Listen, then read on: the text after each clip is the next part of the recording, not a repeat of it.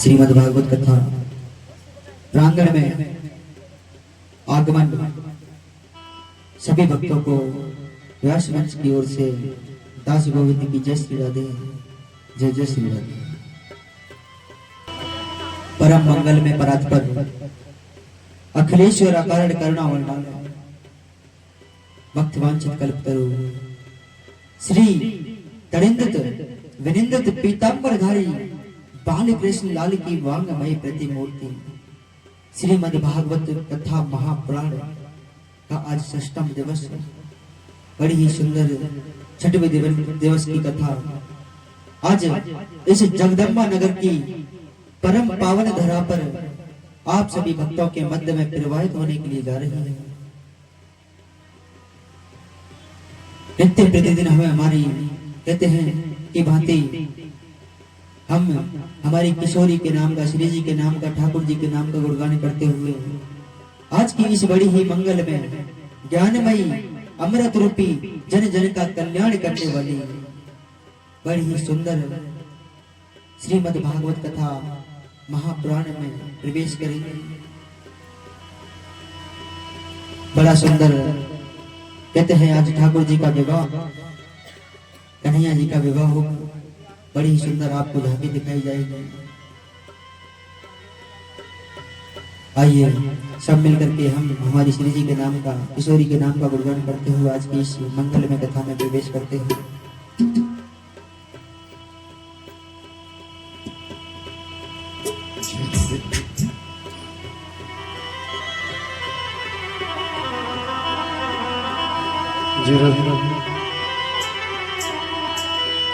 राधे मेरी स्वामिनी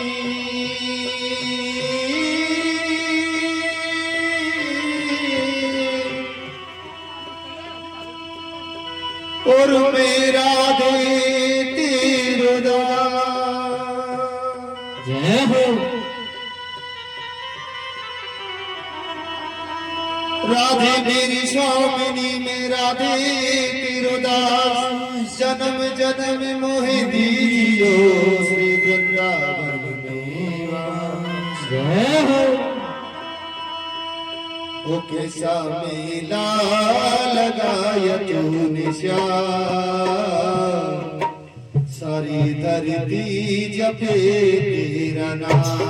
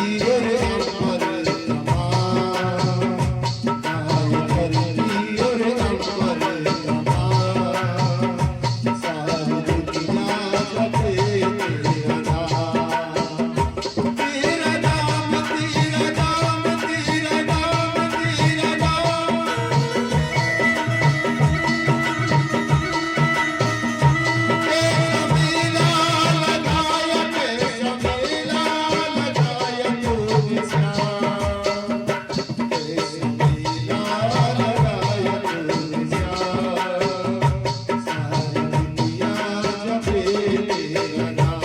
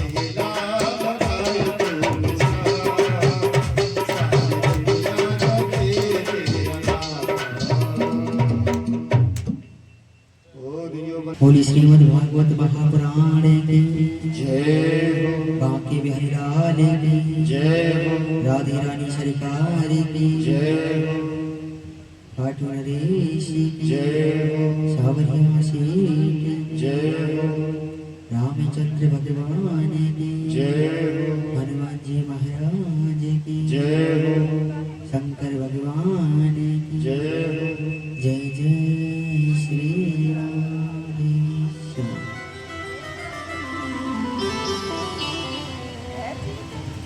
अब तो आप सभी भक्त अपना मन वही ले चलिए जहां कल हमने कथा को विश्राम दिया था।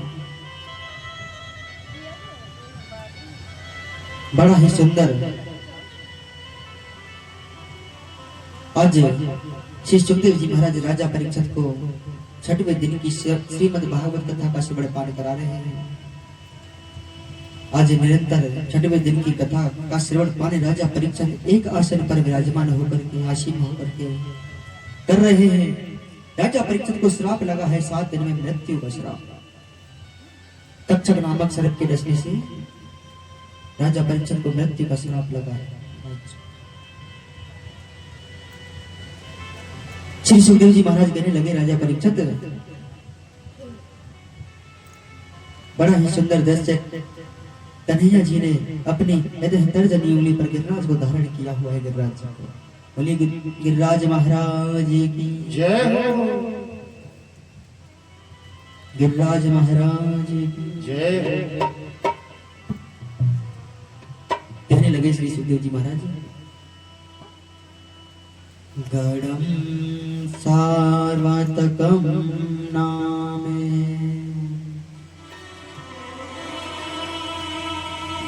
मेघानाम चान्तिकारिणम्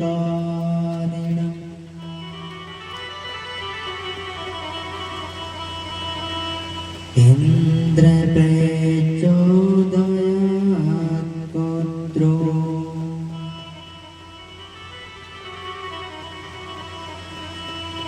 वाक्याच्च हि समान्युत।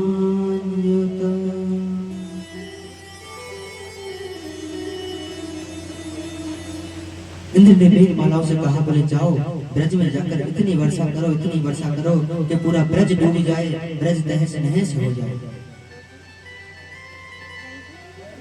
बड़ा ही सुंदर कहते हैं, मेघमालाएं आई, ब्रज में बड़ी भारी वर्षा हो रही है, मूसलाधार वर्षा। सारे ब्रजवासी घबरा रहे हैं। कन्हैया जी ने गिरिराज जी को नख पर धारण किया, सारे ब्रजवासी गिरिराज की शरण में आ गए। बोलिए गिरिराज महाराज की जय हो। कृष्ण कन्हैया लाल की।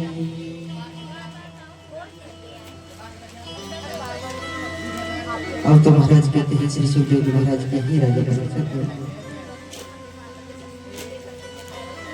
बड़ा ही सुंदर दृश्य है। कन्हैया जी ने गिरिराज जी को धारण किया हुआ है। इंद्र अपना प्रकोप दिखा रहा है। सारे ब्रजवासी गिरिराज लगे, बोले हे देवराज इंद्र, बोले आप अपने इस प्रकोप को बंद मत कीजिए, आप अपने इस प्रकोप को मत रोकिए, क्योंकि कन्हैया जी के सन्मुख श्री जी खड़ी हुई थी, किशोरी जी राधे रानी खड़ी हुई थी। कन्हैया जी कहने लगे, बोले इंद्र, बोले अगर तुम इस प्रकोप को रोकोगे तो मुझे किशोरी जी का दीदार नहीं हो पाएगा। बोले आप अपने इस प्रकोप को मत रोकिए, वरना इंद्र को तो कुछ समय बाद ही पता चल गया था कि ठाकुर जी भगवान है, क्योंकि छोटा सा बालक, 7 वर्ष का बालक, कौन सा ऐसा बालक होगा जो इतने बड़े भारी पर्वत को अपने उंगली पर नख पर धारण कर लेगा। 5 किलो को पत्थर ना उठा, पर्वत तो बहुत बड़ी बात है।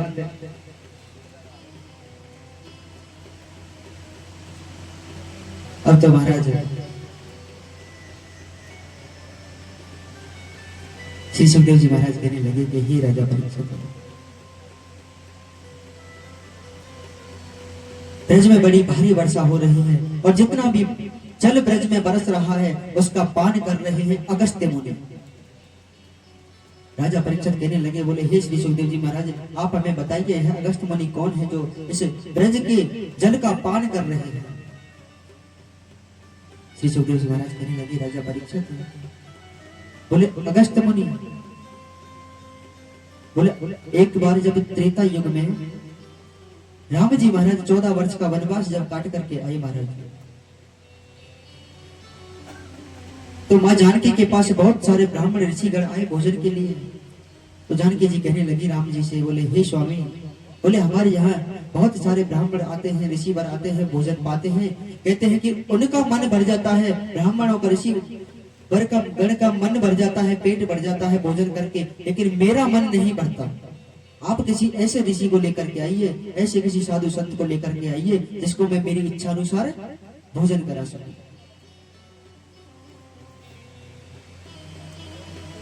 तो राम जी महाराज वहां से जाने लगे, रास्ते में उनको अगस्त्य मुनि मिल गए। अगस्त्य मुनि से कह दिया, बोले हे ऋषिवर, आपको आज जानकी जी ने भोजन के लिए आमंत्रित किया है।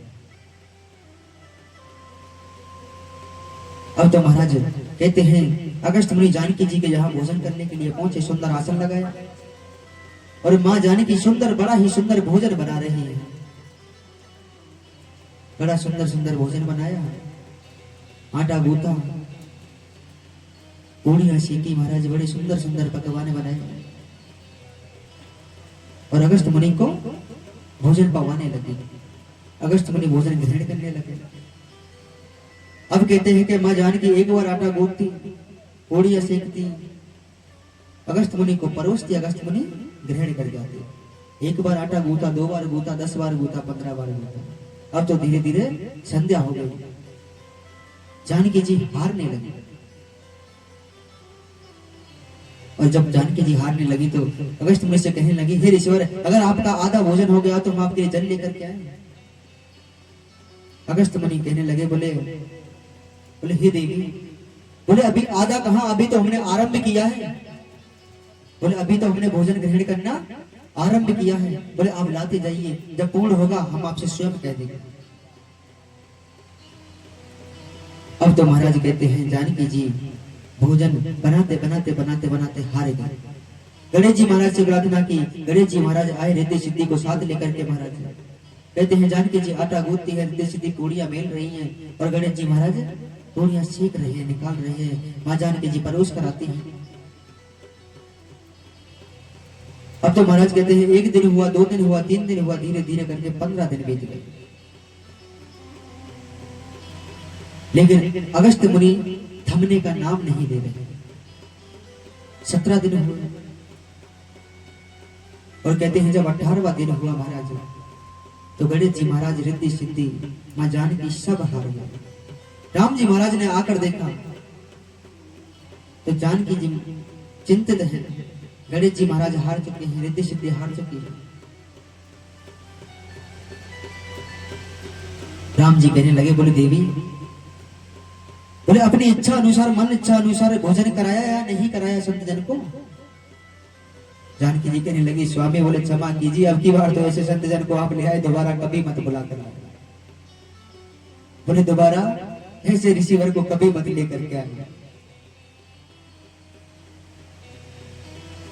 फिर महाराज कहते हैं श्री सुखदेव जी महाराज के राजा परीक्षित, राम जी महाराज ने अगस्त मुनि को इशारा किया, तब अगस्त मुनि को डकार आई और अगस्त मुनि ने कहा, बोले अब जल लेकर के आओ, अब हम महापूर्ण हुए, अब जल लेकर के आओ।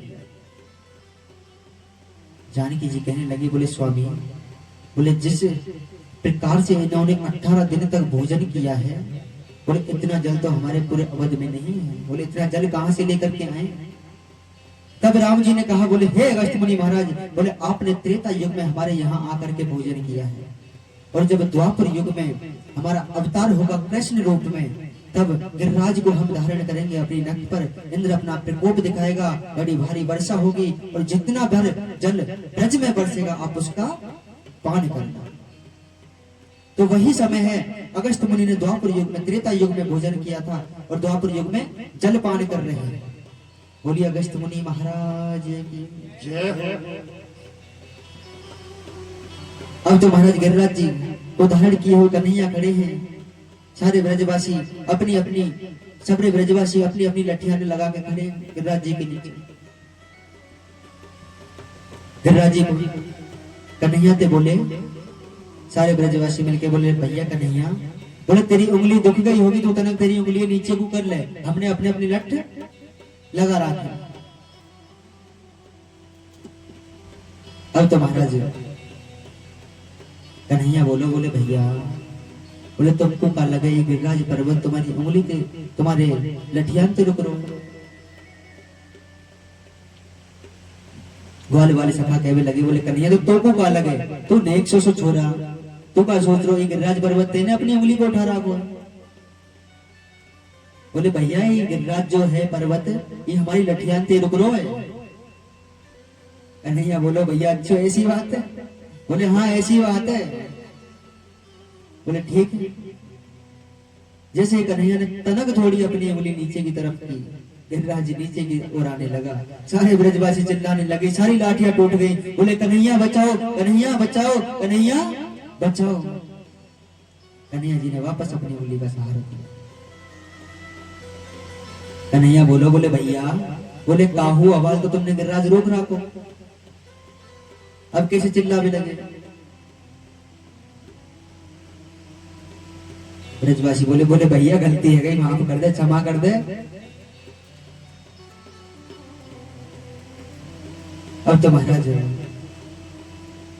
कहते हैं श्री सुखदेव जी महाराज, सारे ब्रजवासी कहने लगे बोले कन्हैया, बोले लाला तेरी 7 वर्ष की आयु, छोटो सो तेरो स्वरूप है, इतने भारी पर्वत को तेने कैसे धारण कर रखो, कैसे उठा रखो लाला। तब कन्हैया जी कहने लगे बोले हे ब्रजवासी, कछु माखन को बले बड़ो,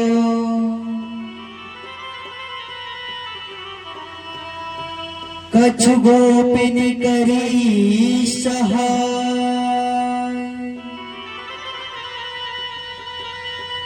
श्री राधा जो की कृपा सो,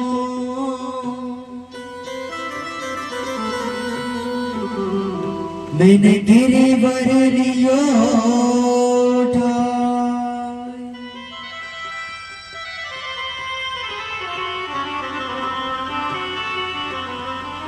कन्हैया बोलो बोलो भैया, कछु तो माखन को बल बढ़ो और कछु गोपी ने मेरी सहायता करी। बोले कछु माखन को बल बढ़ो, कछु गोपिन करी सहाय, और श्री राधा रानी किशोरी जब मेरे सन्मुख खड़ी हुई हैं, बोले इनकी कृपा से मैंने आज इस गिरिराज को धारण कर लिया। बोले कृष्ण कन्हैया लाल की जय हो, राज महाराज की जय हो, राधे रानी सरकार की जय हो। अब तो महाराज श्री सुखदेव जी महाराज कहते हैं कि राजा परीक्षित, बड़ा ही सुंदर दृश्य। अच्छा कितनी माताओं को पता है कि भगवान को 56 प्रकार का भोग क्यों लगाया जाता है? कथा सुनकर के सबको पता होना चाहिए क्यों लगाया जाता है भोग 56 प्रकार का।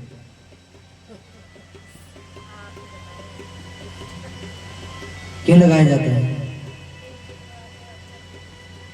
मैया यशोदा एक दिन में कन्हैया जी को 8 बार भोजन कराती थी। कन्हैया जी 8 बार,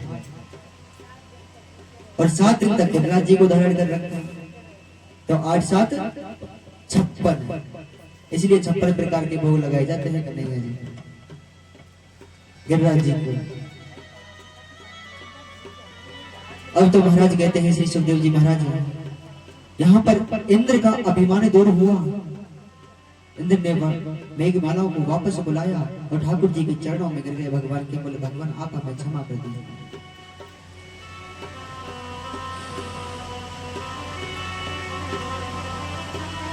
कहते हैं श्री सुखदेव जी महाराज, यही राजा परीक्षित भगवान से क्षमा याचना करने लगे। बोले भगवान आप हम आपको पहचान नहीं पाए, आप हमें क्षमा कर दीजिए। तब इंद्र का अहंकार दूर किया महाराज, इंद्र का अहंकार दूर किया। इंद्र वापस अपने स्वर्ग को चले गए और श्री सुखदेव जी महाराज कहते हैं गिरिराज जी को वापस धारण अपने यथास्थान में विराजमान कराया। और कन्हैया जी कहने लगे बोले लाओ ब्रजवासियों, अब मैं मरो भोग को। सारे ब्रजवासी मिलकर भोग लगाने लगे। कहते हैं श्री सुखदेव जी महाराज, यही राजा परीक्षित, अहो बाकी तन कालकोटा जिंघाशया पयाद पस्वाधि लेभि गतिं धात्र्युचिन्ततोऽन्यम्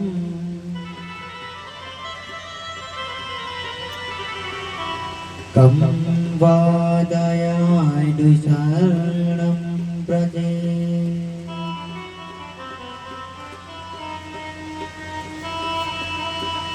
श्री सुखदेव जी महाराज कहने लगे कि राजा परीक्षित, बड़ा ही सुंदर यहाँ पर दृश्य है। कन्हैया जी 56 प्रकार के भोग लगाए जा रहे हैं गिरिराज जी को।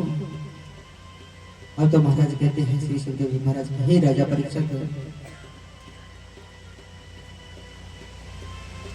यहाँ पर सारे ब्रजवासी गिरिराज जी को भोग लगा करके वापस जब लौट करके आए तो कहते हैं कि एक दिन का नहीं राधा रानी के पास गए और किशोरी के पास जाकर के कहने लगे, बोले हे किशोरी, आज हम आपको मोर दिखाएंगे, नृत्य करते हुए मोर। बोले हे किशोरी, आज हम आपको नृत्य करते हुए मोर दिखाएंगे। अब तो महाराज कहते हैं किशोरी जी को साथ में लेकर के कन्हैया जी जा रहे हैं। कहां पहुंचे? बरसाने की मोर कुटी पर जाकर, और महाराज कहते हैं बरसाने की मोर कुटी पर जाकर पहुंचे तो कहने लगे, वहां जब जाकर पहुंचे तो मोर कुटी पर जाकर देखा तो वहां पर एक भी मोर नहीं था। जब एक भी मोर नहीं दिखा तो महाराज कहते हैं श्री सुखदेव जी महाराज, कन्हैया जी का मन उदास हुआ, किशोरी जी का मन उदास हुआ। तो किशोरी जी को कहकर के गए थे आज हम आपको नृत्य करते हुए मोर दिखाएंगे। अब जब एक भी मोर नहीं दिखा तो किशोरी जी से कहने लगे, बोले हे किशोरी, आप तनक थोड़ी देर यहाँ ठहरिए, हम जरा अभी आए। कन्हैया झट से गए, एक भी मोर नहीं था, स्वयं मोर का रूप धारण कर लिया कन्हैया जी ने। कन्हैया जी ने स्वयं मोर का रूप धारण कर लिया और किशोरी जी के सन्मुख बड़ा ही सुंदर नृत्य कर रहे हैं। मेरे बाके बिहारी, मेरे कृष्ण कन्हैया, बाल कृष्ण कन्हैया आज मोर बनकर नृत्य कर रहे हैं। बोलिए कृष्ण कन्हैया लाल की, मोरा भगवान की। और कहने लगे साथ मिलकर के, आइए मैंने मिलता नहीं साथ।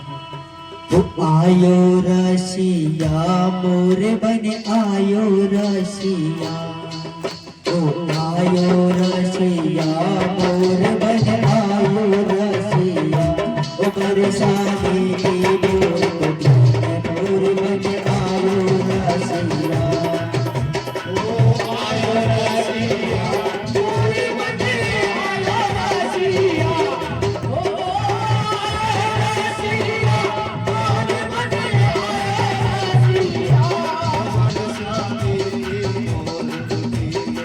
Oh,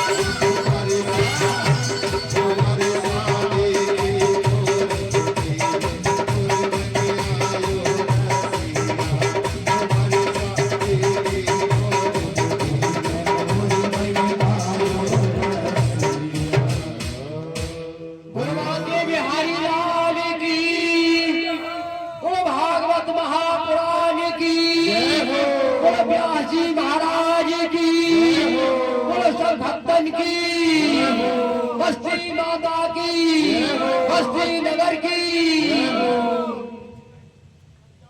बोलिए मोरा भगवान की।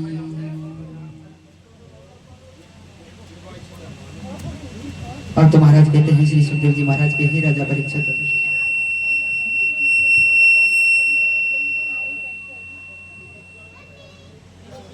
बड़ा ही सुंदर मनमोहक दृश्य कन्हैया जी मोर बन करके आए किशोरी जी के सन्मुख बड़ा ही सुंदर नृत्य कर रहे हैं। कहते हैं आयो रसिया मोर बने, आयो रसिया, बरसाने की मोर कुटी पे मोर बने, आयो रसिया। अब तो महाराज बड़ा ही सुंदर दृश्य श्री सुखदेव जी महाराज कहने लगे, हे राजा परीक्षित, ब्रह्म भूत प्रसन्नात्मा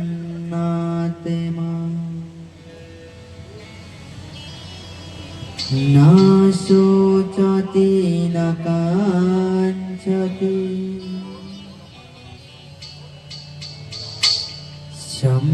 सर्वेषु भूतेषु मद भगति मिलाप्ते परम।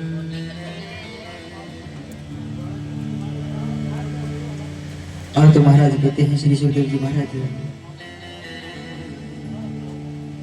कन्हैया जी बड़ा ही सुंदर दृश्य है, नृत्य कर रहे हैं महाराज। इधर राजा परीक्षित कहने लगे, बोले हे व्यास जी महाराज, हे सुखदेव जी महाराज,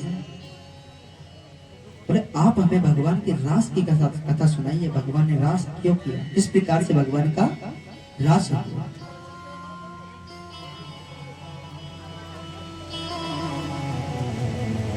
बड़ा सुंदर दृश्य, बड़ी सुंदर कथा भगवान के महाराज की।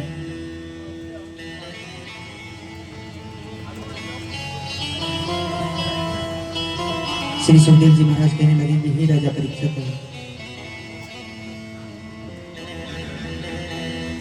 कहते इधर मधुवन में बड़े ही सुंदर रास की तैयारियां चल रही हैं। सारी गोपियां कहते हैं रास करने के लिए आई, स्वयं किशोरी उस रास में पधारी। अब कहते हैं गोपियां और किशोरी जी जब पहुंच गई मधुवन में रास करने के लिए, तो कन्हैया जी को आने में थोड़ा विलंब हुआ।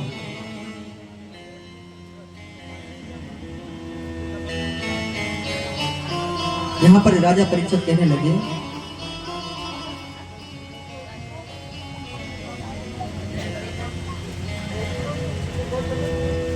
क्या बात हो गई बाबूजी?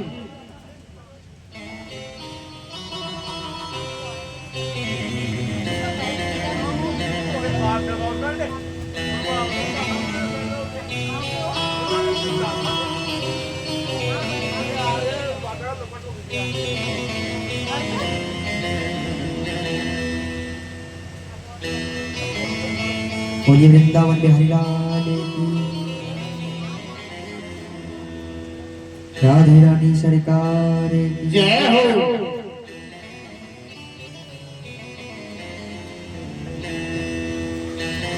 और तो यहाँ पर राजा परीक्षित कहने लगे, बोले हे व्यास जी महाराज, हे श्री सुखदेव जी महाराज, आप हमें बताइए भगवान ने जिन गोपियों के साथ रास किया वह गोपियां कौन है?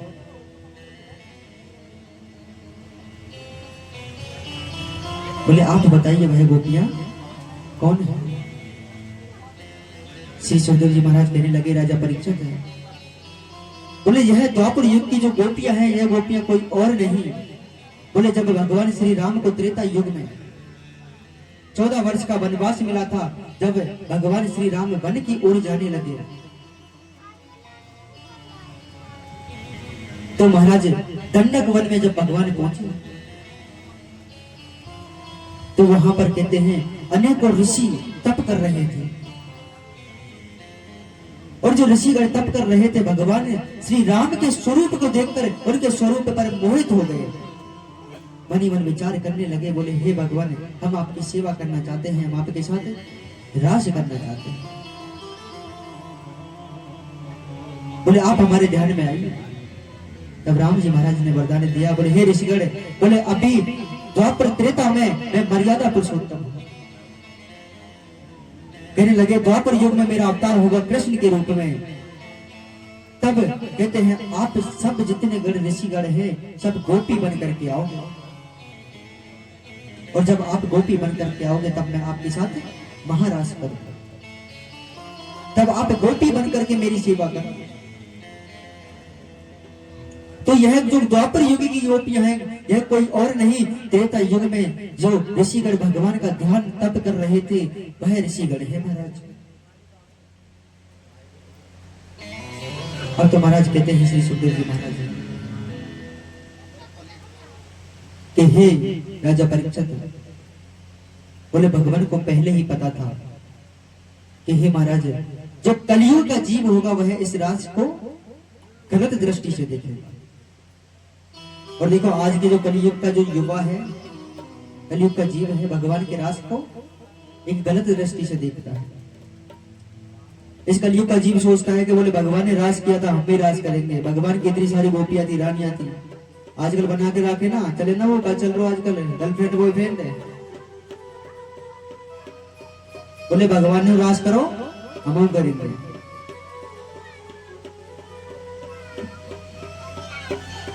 अरे ठाकुर जी ने तो सहस्त्र फन वाले कालिया नाग को भी नादा था, एक नाग को तो पकड़ के बताओ, एक फन वाले को। ठाकुर जी ने गिरिराज जी को धारण किया था, एक 50 किलो का पत्थर उठा के बता दो।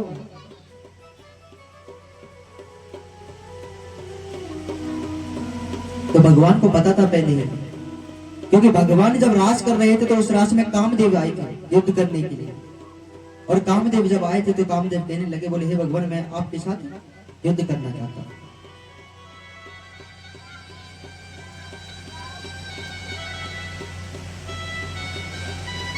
तो उधर कहते हैं रास की तैयारियां चल रही थी, और रास की जब तैयारी चल रही थी तो महाराज कहते हैं कन्हैया जी को थोड़ा विलंब हुआ। किशोरी जी मधुबन पहुंची, सारी गोपियां पहुंच गई, कन्हैया जी को आने में थोड़ी देर हुई। तो सारी गोपियों ने मिलकर कहते हैं एक वृक्ष पर एक झूला डाला, और झूला डालकर उस पर राधे रानी को बैठाया। राधा रानी को बैठा करके झूला झूला रही है, और बड़ा ही सुंदर गान गा रही है सारी गोपियां मिलकर के।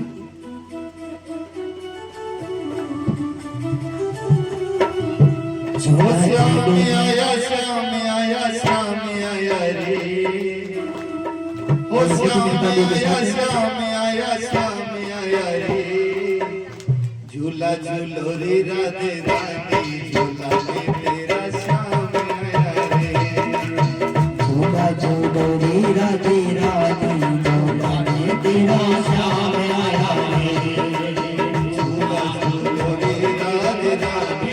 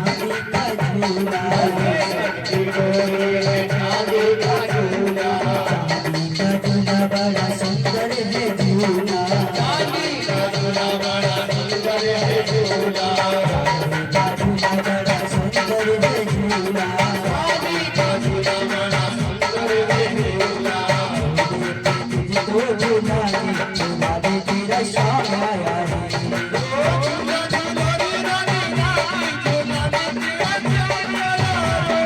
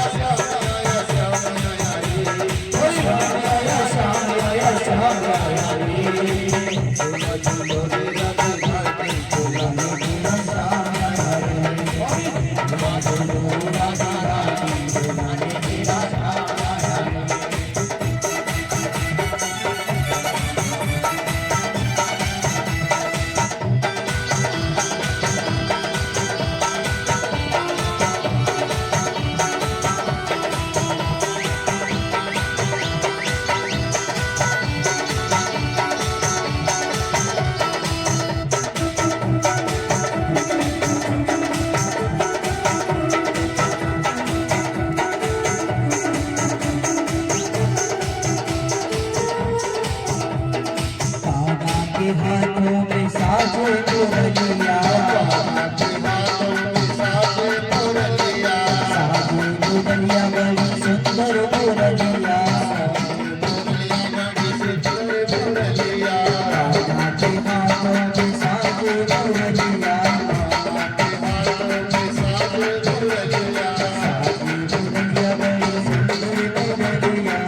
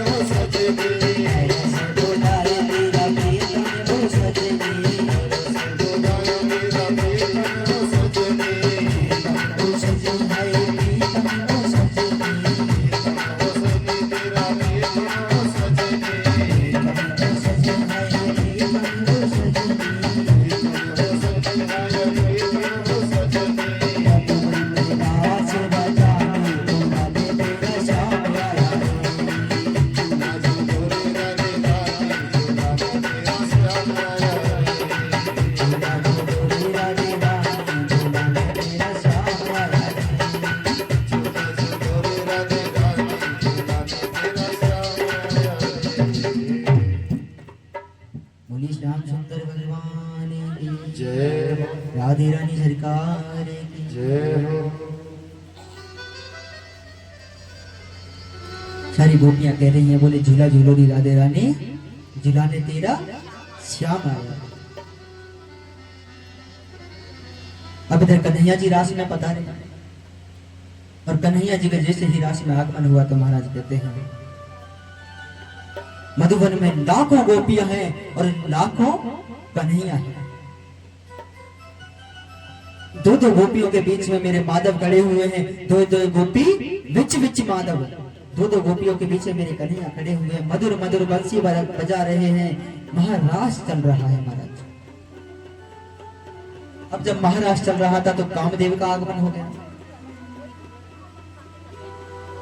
क्योंकि रास में काम अवश्य आता है।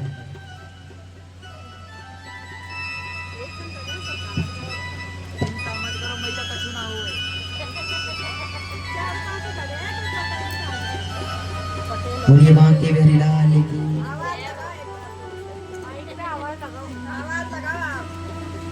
सत्यनारायण जी, कमलेश भाई साहब, उमा शंकर जी, रवि मोदी जी,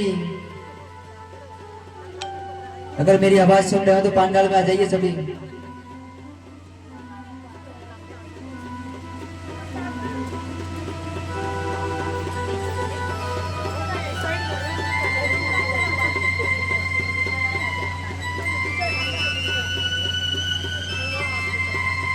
बोलिए वृंदावन में लाल की जय हो। कमलेश जी, सत्यनारायण जी, रवि मोदी जी, उमा शंकर भाई साहब, आप सभी अंदर आ जाइए एक बार।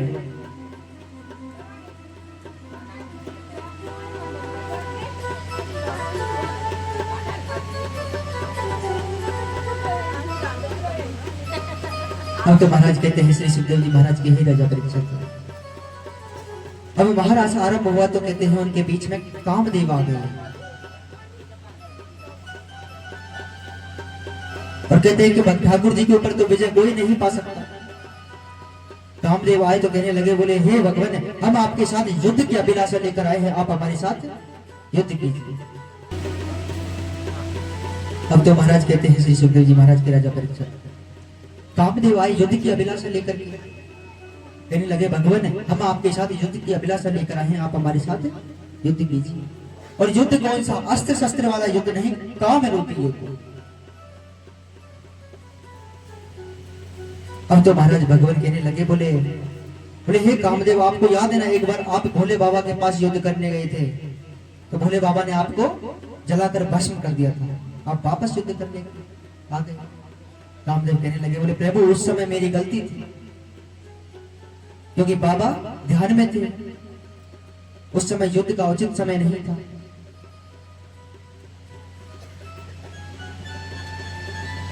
अब तो महाराज कहने लगे, बोले प्रभु पर यह युद्ध का बिल्कुल उचित समय है, आप रास कर रहे हो, मैं आपके साथ युद्ध करना चाहता हूं। भगवान कहने लगे, ठीक है, आप युद्ध की अभिलाषा लेकर आइए, आप आए हो, आप हमारे साथ युद्ध कीजिए। कामदेव काम रूपी बाणों का प्रहार करने लगे कन्हैया जी के ऊपर। भगवान रास कर रहे हैं, मधुर कहते हैं मधुर मधुर बंसी बजा रहे हैं, नृत्य कर रहे हैं ठाकुर जी गोपियों के साथ, राधे रानी के साथ। लाखों गोपियां हैं, मधुबन में रास चल रहा है महाराज, बड़ा सुंदर रास चल रहा है। अब इधर कहते हैं इधर तो रास चल रहा था, इधर माता पार्वती रास में आने के लिए तैयार हो रही है। अब जब मैया माता पार्वती रास में आने के लिए तैयार हो रही थी तो श्री सुखदेव जी महाराज कहते हैं कि ही राजा परीक्षित, कृष्णं वेदो परम कांता नातो ब्रह्मा तया मुने गुण प्रवाहो परमास्तमा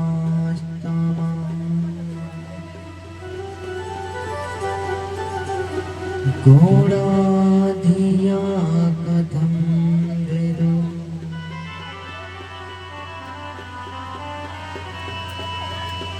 स्वागतं वो महाभागा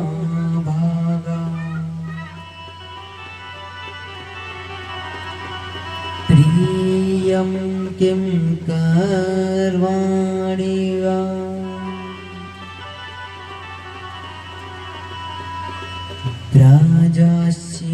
राजस्यानामं कश्चित् प्रोतागमन कारणम्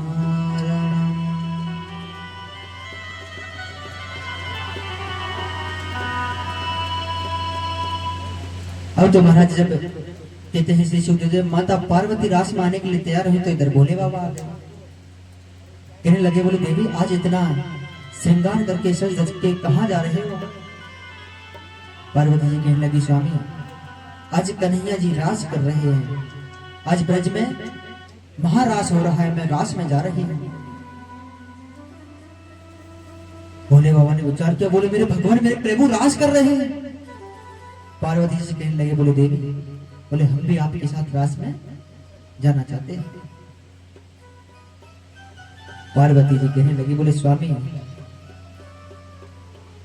बोले उस रास में बोले नारियां ही जाती हैं, कोई भी पुरुष नहीं जाता। बोले मैं आपको कैसे उस रास में लेकर के जाऊं? बोले बताइए आपको मैं किस प्रकार से उस रास में लेकर के जाऊं? मना किया बार बार भोले बाबा से, लेकिन भोले बाबा जिद पकड़ लिए बोले देवी मुझे किसी प्रकार रास में लेके चलो, मेरे प्रभु का रास है, मैं रास देखना चाहता हूं। विचार करने लगी मां पार्वती और विचार किया तो विचार आया कि महाराज बड़ा ही सुंदर भोले बाबा को कहते हैं एक नारी का रूप धारण करवा दिया, सुंदर नारी के वस्त्र पहना दिया, बड़ा सुंदर श्रृंगार कर दिया। और कहते हैं कि भोले बाबा को तो कितना ही छुपा लो, भोले बाबा तो दिख जाते हैं क्योंकि उनके शरीर पर वो सांप बिच्छू कहाँ तक रहते हैं, वो कहाँ झुकने वाले हैं, वह तो अपनी हरकतें करेंगे। भोले बाबा को बड़ा सुंदर सजा दिया, नारी का रूप धारण करा दिया। आइए मीठी मीठी तालियों के साथ सभी कहेंगे एक दिन वो भोले भंडारी बन कर के ब्रज नारी वृंदावन आ गए।